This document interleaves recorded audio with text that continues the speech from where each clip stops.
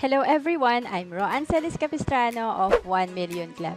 Kung bago ka pa lang sa channel ko, make sure to subscribe and hit the notification bell para lagi kang updated.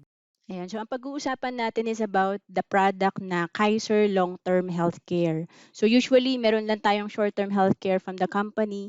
So ito yung magsusupplement no, dun sa pag nag-retire tayo, kailangan kasi natin pa rin ng healthcare or pag beyond 60 na tayo.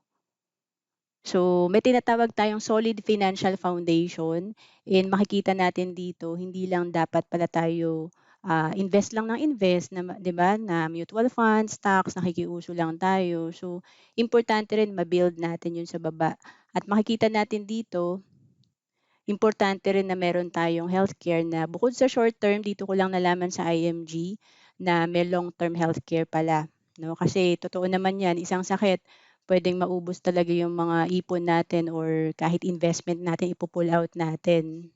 So, kaya maraming kumukuha sa Kaiser kasi, meron na 'tong tatlo 'no. Usually kasi wala tayo nitong tatlo na 'to 'pag nagsisimula pa lang tayong mag-invest. And ito rin yung sinimulan ko noong 2012. So, nadja-jumpstart na niya yung solid financial foundation mo kasi meron ka na ditong investment, meron ka na ditong protection or life insurance, and meron ka na ring healthcare na ang pinaka-strength niya is yung long-term healthcare components. So 'pag kasi siyempre timing 'yan 'no, kailangan talaga lagi tayong gumagawa ng financial plan. So may tinatawag na complete financial plan. So may tatlo pala tayong major financial needs. So ano 'yun? Una is healthcare 'no, kasi sabi paano kung magkasakit ka 'no? Like nitong pandemic ang daming nagkasakit 'no, na hindi talaga naka-ready. Kaya marami rin akong nakakausap talagang interested na sa Kaiser or sa healthcare dahil nga sa na-experience nila na magastos talaga. So, paano kung 'di sapat ang ipon mo, 'di ba? Siyempre 'pag may healthcare tayo, mas makaka-discount tayo, mas makakatipid ang pamilya. So, what if our family can take care of us, especially kung breadwinner ka or OFW ka, paano kapagka nagkasakit ka, 'di ba? So, kanino tayo hihingi ng fund or hihingi ng tulong? And pangalawa 'no, yung life insurance, kasi paano kung may mangyari sa'yo? So, tayong mga breadwinner 'no, kahit naman single, puwede pa rin maging breadwinner 'no, like ako nung single ako, nagsu-support ako sa parents ko. So, importante kung meron tayong dependents 'no, mga kapatid, kung single ka or parents or kung ikaw naman ay may family, siyempre may mga anak ka na umaasa sa'yo, yung pamilya mo. So, importante meron tayong life insurance. Kasi ang life insurance tinatawag na income protection. So, 'pag nawala tayong mga breadwinner, siyempre, mawawala na rin ang income ng pamilya. So, kaya may tinatawag na income protection or income replacement kasi yung makukuhang life insurance ng family, ito yung magiging instant money ng pamilya. And then paano 'no, kung may dependents ka, lalo na nag-aaral pa yung mga anak mo, so importante talaga meron tayong life insurance. So, who will take care of your family? So, tanungin lang natin sarili natin 'pag may nangyari sa atin, anong mangyayari sa mga maiiwan natin sa dependents natin? So, kung wala tayong life insurance, puwedeng mag-downgrade yung kanilang lifestyle. Puwedeng yung mga anak, may nakikita tayong ganyan, nababalitaan na hindi na nakakapag-aral 'no, or kung private school, siyempre mas ano sila, do'n na lang sila lilipat sa maa-afford nila, 'di ba? So, 'yun yung tinatawag na, tanungin natin 'no, na gano'n kaimportante kasi yung life insurance. Kaya nga sabi, if you love your family, you should have life insurance. And of course, investment 'no. Siyempre hindi naman habang buhay, eh, talagang okey ang kontrata natin, okey ang income natin 'no. Sabi nga, what if you stop working, 'di ba? So, hindi natin kasi nakikita na lahat tayo magre-retire, 'di ba? So, kanino ka aasa pagtanda mo, 'di ba? So, isipin mo na lang 'no na pagka 60 years old ka nag-stop ka na magtrabaho 'no, and then nabuhay ka pa ng hanggang 70 'no. So, sa 10 years na mabubuhay ka 'no, saan mo kukunin yung panggastos mo araw-araw lalo na kung may sakit ka pa, 'di ba? So, would you plan to be a burden to your family?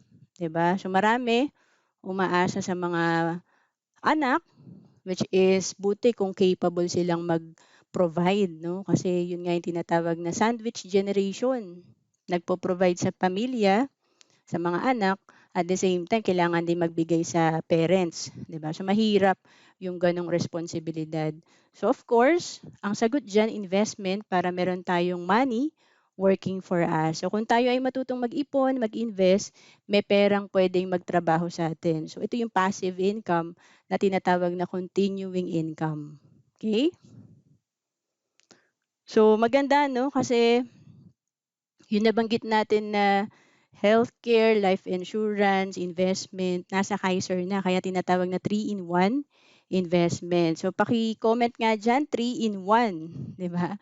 So, kasi nandito na yung kailangan natin sa financial foundation natin. So, pag sinabing Kaiser, tatandaan nyo lang 720. So, ano ba yung 720? 7 years mo lang babayaran and 20 years yung term niya.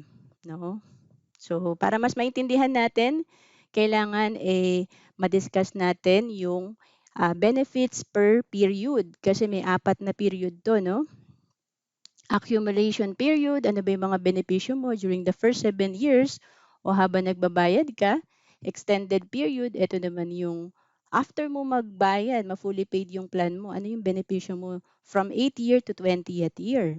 And then pag nag-mature na, ito yung 20th year na, no? Naka 20 years na yung plan mo, matured na yan. So, ano yung mga makukuha mo? And kung hindi mo pa kunin yung mga benepisyo mo after 20 years, may tinatawag pa na long-term care period. Ayan, so pag-usapan natin yung accumulation period. Sa first 7 years, ito yung mga benepisyo mo habang nagbabayad ka. So, una is hospitalization or inpatient benefits. Ito yung pag ma-confine ka, meron kang benepisyo. And then, may free annual physical exam. Ito yung usual na APE na binibigay din sa atin sa ating short-term healthcare. So, ito yun, no?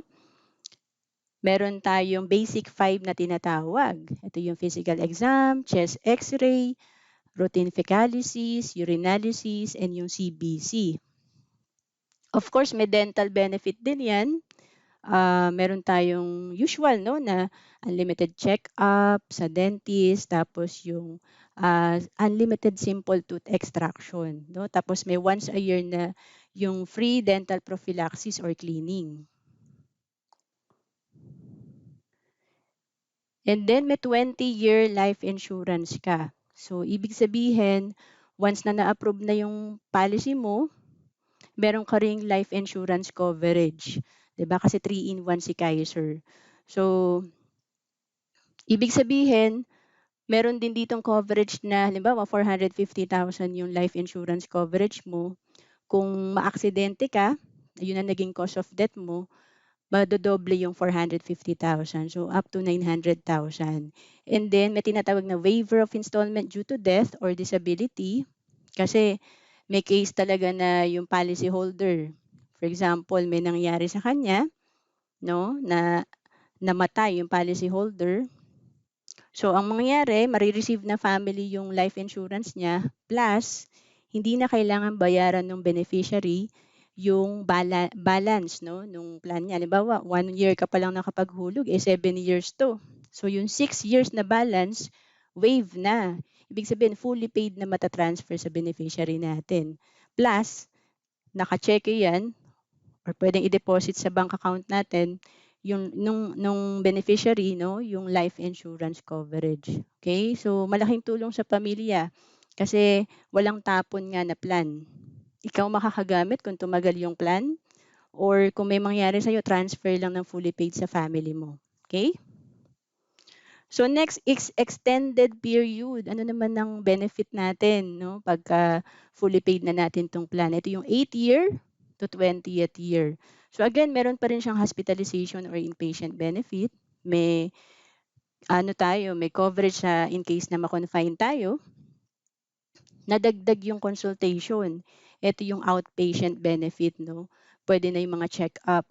And then maternity para sa mga babae, Kaya kumukuha rin yung iba dito kasi after 7 years mako-cover na yung pre-existing illnesses, dreaded diseases, and ang nagustuhan ng karamihan, kapag hindi ka nagkakasakit kasi, may investment component siya. So, yung benepisyo mo, kung hindi mo nagagamit, may 10% compounding interest, no? So, again, based to sa plan type. The higher the plan type or the higher the plan, the higher the benefit or interest. Okay? So, paano yan, Miss Roanne, no? Nag-mature na yung plan ko. Ito yung after 20 years. Good as cash na yan. So, sa first 20 years, hindi pa tayo pwedeng mag-withdraw. Pero yung lahat ng pondo natin na nag-accumulate, pwede natin gamitin for our healthcare-related expenses. And may tinatawag na long-term care benefit. Ito yung base sa plan type. So, mamaya magsasample tayo. May tinatawag na long-term care benefit. Ito yung maging sakitin ka during that 20 years, may makukuha ka pa rin na guaranteed amount. And bonus, ang kagandahan dito sa Kaiser long-term natin, kapag ka hindi mo nagamit during the first 7 years na nagbabayad ka, 'di ba? Dahil may short-term usually ang tao. So may bonus, ibabalik yung premium or return of premium, no? So up to 85% 'yan, ibabalik yung binayad mo, which is nagiging savings ng mga nag-iinvest. So para mas makikita natin yung computation, may sample tayo dito at age of 30, nag-start yung member, no, na mag-Kaiser. And then, for example, yung maliit na plan, 30,000 per year. So, ang coverage niyan sa term insurance, sabi nga natin, meron tong 20 years na life insurance, 225,000. And then, ang contract price niyan, dahil 7 years to pay, so 30,000 times 7 years, naging 210,000 yung contract price. So sa binayad natin na 210,000, ang projection niyan sa maturity, yung maturity value niya nasa 583,000. So ito yung kung wala kang nagamit sa mga benefit mo. And kung i-compare natin, halos triple yan, no? Kaya ito yan, no? 583,000 minus 210,000, 373,000 yung naging income ng ating fund. And then, kung i-compute natin, 8.8% yan per year. Okay? So, of course, sinasabi nga natin, the higher the plan, the higher the benefit. So, for example, 60,000 per year yung plan mo. So, 450,000 yung term insurance, yung life insurance. So, again, 60,000 times 7 years, 420,000 yung contract price. Ang maturity value niya nasa 1.1 million. So ito yung after 20 years, ito yung projection. And ang kinita niya, no, 1.1 million minus 420,000, 680,000. So again, 8.8% per year yung base sa computation natin. And kung i-compare natin, no, kasi ako mahilig din ako mag-save dati. Kaya lang sabi ko nga, medyo maliit yung interest, kaya naghanap ako ng ibang pwedeng paglagyan. So, pag nag-save tayo ng 60,000 per year sa loob ng 16 years, kung i-compute natin yan, nasa 960,000 lang. So, mas maraming kumukuha sa Kaiser kasi dito kasi 16 years ka nag-ipon pero dito 7 years ka lang naghulog. May projection ka na 1.1, 'di ba? So anong gusto natin? 16 years tayo mag-iipon o 7 years lang? So paki-type nga 16 kung dito tayo para sure, 'di ba? O dito tayo sa 7 para bukod sa may investment na tayo, may healthcare pa, may life insurance. Pang-apat na period. So tutuloy tayo dito sa long-term care period kung hindi pa natin kinuha yung fund natin after 20 years or on maturity. So may option kasi tayo sa maturity na kunin natin lahat or hindi muna natin kukunin lahat or pwedeng kalahati itira natin. So kung ano man yung kalahati na natira natin or kung hindi naman natin kinuha lahat, ito yung mangyayari sa long-term care period. May 3 to 10% compounding interest yung fund natin. No, kagaya kanina sa 60,000 per year, may 1.1 million ka. So kung hindi mo kinuha, meron niyang interest, no? And Yun ang nagustuhan ng iba kasi, at least kapag nagre-retire sila kung di pa naman nila gagamitin sa healthcare, nagko-compound lang yung pera nila sa investment component. So tignan natin 'no, napakaganda talaga mag-start na maaga kasi kung nag-start ka at the age of 30,000 yung annual premium mo, 7 years ka naghulog. So ang gagawin natin diyan kung itong 583,000 mo after 20 years hindi mo pa kinuha, on the 21st year, may 58,000 yan na interest kung 10% ang kinita. And then, based sa 10% compounding interest, 'pag edad mo ng 60, nasa 1.5 million na yan, 'no? Kung kumikita na naman ng 10%, may monthly passive income ka na 12,000, 'di ba? So parang, additional sa pension mo, 'di ba? So again, ito yung money working for you. So paano pa 'pag malaki yung ating, investment, 60,000. So 1.1 after 20 years, 10% of that is 110,000. So 'di ba, at least pagka nag-senior ka, meron kang 3 million. And kung may 10% na naman yan, 300,000, kinukuha mo na lang yung interest ng fund mo, 25,000 per month, 'di ba? So pandagdag mo pa 'to sa SS mo or kung may iba ka pang investment and savings. So again, ito yung mga benepisyo natin sa Kaiser, yung accumulation period, yung extended period. So ito naman yung maturity na pwede na natin kunin yung fund. At kung itutuloy pa natin dito sa long-term care period, again, may interest yan, may investment ka na, meron ka pang healthcare. Okay?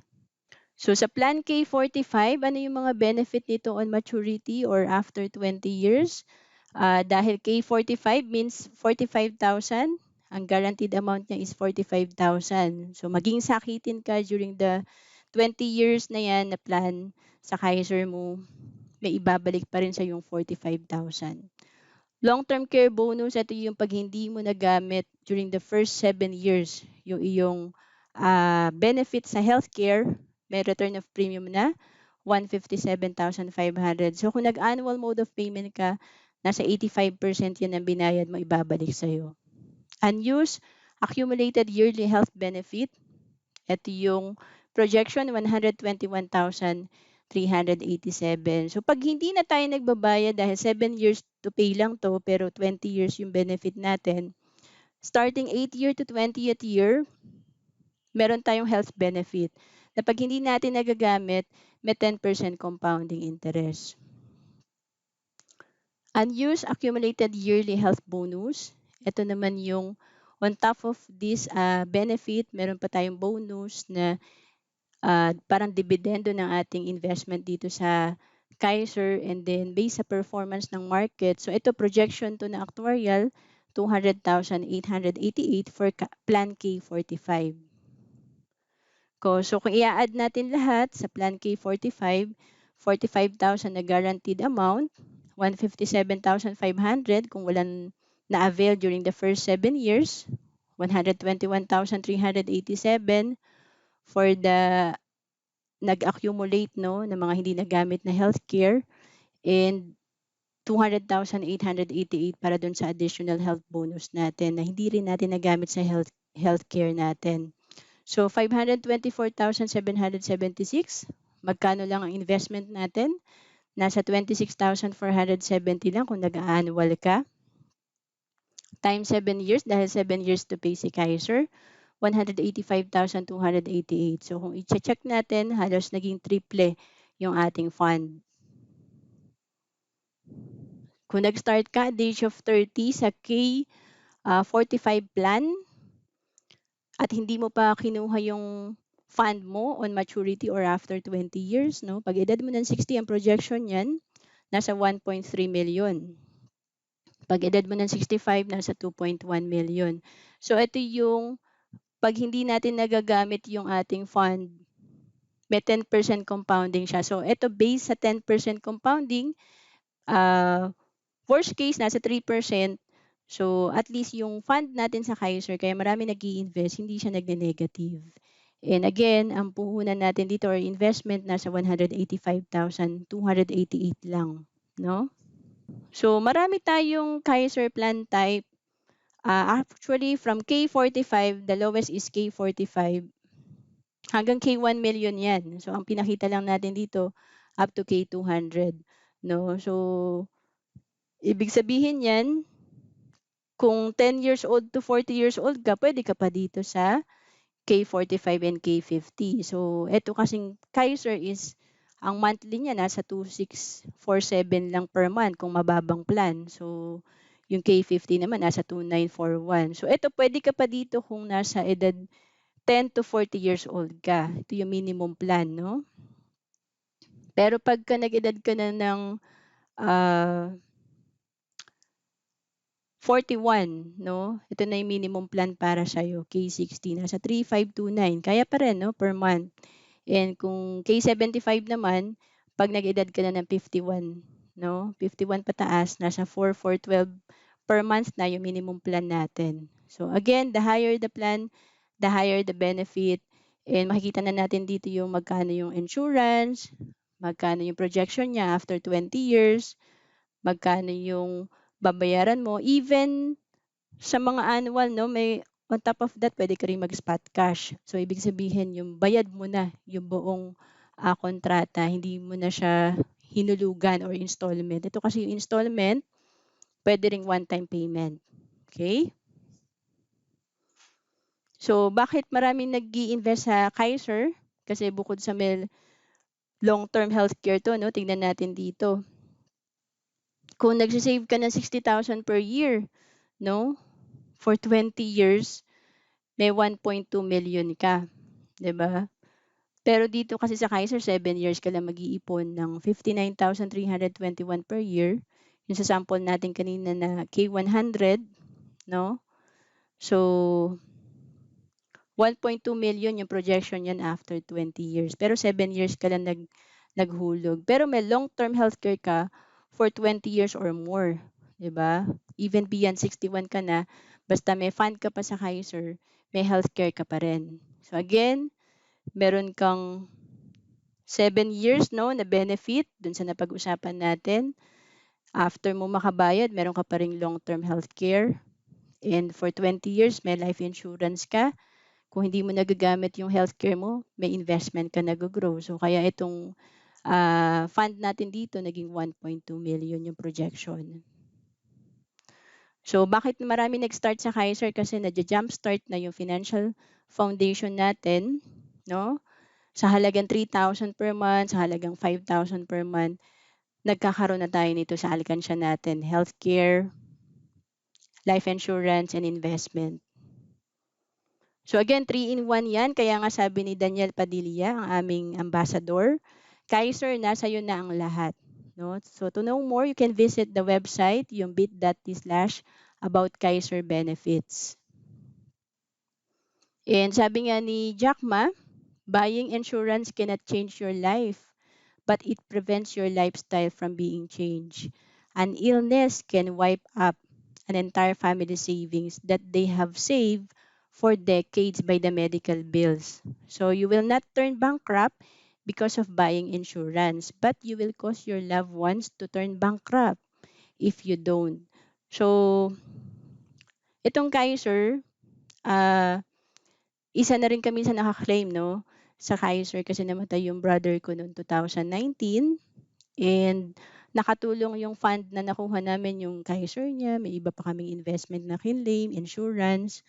So, yung fund na yun na nakuha namin, ginagamit na yun ngayon ng parents ko para sa retirement nila. And bago siya namatay, syempre na-hospital siya. So, grabe, 200,000 plus yung bill niya, 'di ba? So, buti may healthcare siya. So, ang bigat nun kasi pag sinolder namin lahat yun, sobrang laki nun, 'di ba? So, yun yung sinasabi na investment din talaga natin ng healthcare. Okay? To know more about Kaiser, pwede mo po i-message sa Facebook, Roan Celis Capistrano. Pwede rin sa